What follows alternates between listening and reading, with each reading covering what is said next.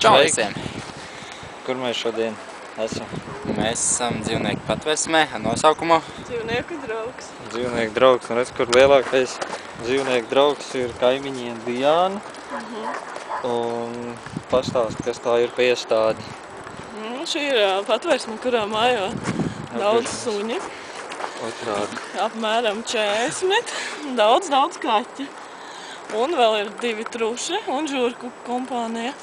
Un no viņiem visiem ir vai nu atteikušies cilvēki, vai arī viņi ir atrasti klājojot, vai arī saimnieki ir vienkārši miruši.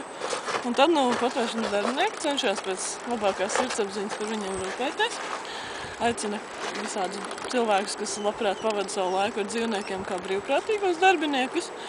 Un turklāt mēģina ar visādiem līdzekļiem atrast jaunus saimniekus, kas būtu atbildīgi un turpmāk pavadīt savu dzīvi ar šiem mīluļiem. Nevar šo vārdu izrunāt. Cik ilgi patvēršana darbojās? Patvērsmē šogad būs 10 gadu jubileja, tieši 23. februārī. Kur patvēršana ir fonā? Patvērsme ir fonā, viņa ir atvērta tā kā bezpēļņas NGO, vai kā Latvijas nevalstiskā organizācija. Un visi 10 gadus cītīgi rūpīgi ir meklējuši jaunas mājas suņiem, un, ja nemaldos, ir 7000 laimīgo stāstu. Gan kaķiem, gan suņiem, gan varbūt arī zaķiem. Tur par katru ir arī mājaslapā informācija, kas ir www.dzd.lv. Dzīvnieku draugs. Jā, tā kā pirmie burti no dzīvnieku draugs. Un par katru sunīti, kas pašlaik dzīvo patvērsmē, un arī par tiem, kas ir paņemti, var izlasīt informāciju. Tur atsevišķā sadaļā. Bet man liekas, mums ir jāiet tālāk, jo Kolins ļoti grib staigāt. Mēs tā raustamies visu laiku, tāpēc, ka mēs paņēmām dažus suņus, ar ko iziet pastaigā. Uz sniegu jābrien. Kā viņi tavējo sunu sauc? Man jāsauc Kostja. Šitais baigi raustīgais. Viņam nepatīk.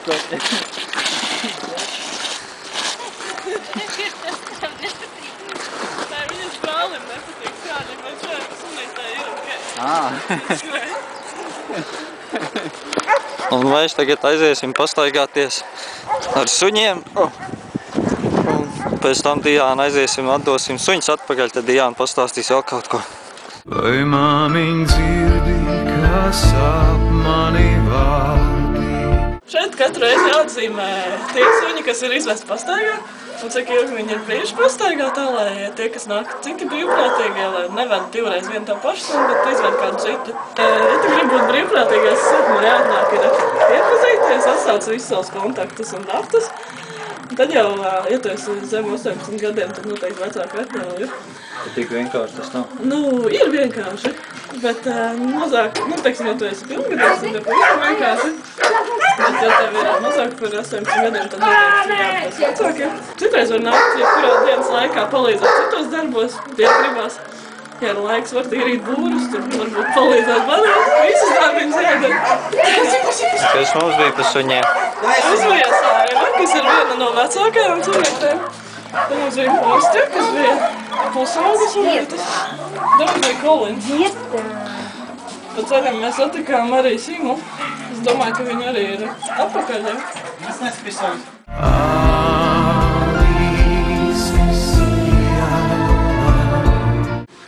Šeit ir viena daļa tikai no miņšiem. Katrs ar savu raksturu, bet arī katrs ar savu būri.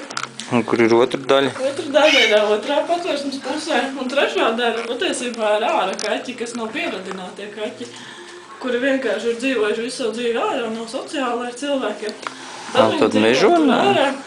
Māja apsildāmā, kurā viņi nāk un iet, kad grib, viņiem nes pārtiku un satīra tur visu. Kurā mājā? Tajā tur, kas tur ir redzama, aiz sēteņas ar to zilo logu. Viņam ir apkurināma. Tā te tā lielā. Tas tā kā tāda kaķu māja ir. Tie, kas nekad laikam pie cilvēkiem arī nepieradīs. Bet te ir arī kakurši, viņi ir dažādi, citi ir tādi sociālāki. Citi ir tādi, kas ir ar kādu traumu, no kāda iepriekšējā pieredze. Slikta varbūt ir. Citiem bērniem ir, un tad neiesaka ģimenēm, tur ir bērniem. Ja, nu, varbūt, ka bērni viņus mocījuši iepriekšējā Nu, katrs ar savējo psiholoģisko bērnības traumu. Jā. Izskuja un viela. Sākumā no rīta izsīra būrus, pēc tam viņus pabaro, vai arī viens pēc otru saka, un tad laiž ārā skrēdī. Viņi izskrēdās, tad viņus atkal pabaro. Un tad gaidās kā cilvēks, kas vakarā nākt ar viņiem izsteigāties vēlreiz. Patvērsme strādā, manuprāt, no 9 līdz 6 vakarā. Šorīt bija agrais rīts, jau bija sapulce par patvērsmes 10 gadu jubilejas dzimšanas dienas svinībām.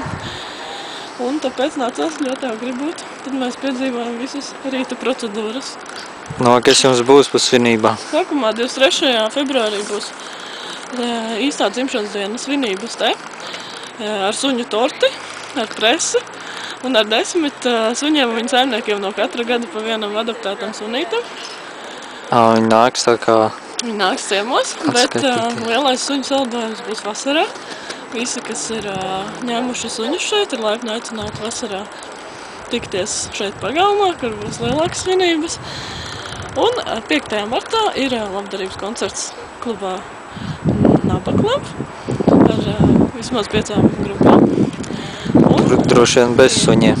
Tur droši vien bez suņiem, bet ar domām par suņiem citiem dzīvniekiem. Nu, un tad laipni aicināti arī uz patvērsmi, kā brīvprātīgie, nāk staigāt, iepazīties ar suņiem. Cik daudz cilvēku šeit strādā? Viņiem ir, manuprāt, 9 darbinieki un brīvprātīgie. Nu, un tajā būs tā dzimšanas diena, to suņu torti. Tad var nākt tēst torti vai? Tā ir suņu torta. Tā būs suņu Tā ir torti. no konserviem un visādiem našķiem. No, kas tur būs pa pasākumu? Tas būs tas principā ir presai pasākums. Tur ap 2 būs preses konference ar svinīgo tortas svecīšu iedegšanu un suņu cienāšanu, bet visu dienu ir cilvēku laipni gaidīt, ierasties aptveikt patvērsmi, kā arī iepazīties ar patvērsmes visiem. Tad būs ko redzēt, ja? Nu, tajā dienā, jā, bet lielākā auditorijas daļa ir aicināta uz 5. martu uz Nabaklabu, kur būs Kas tur būs pa grupām pasākumu? Nu, tas vēl pagaidām ir noslēpums.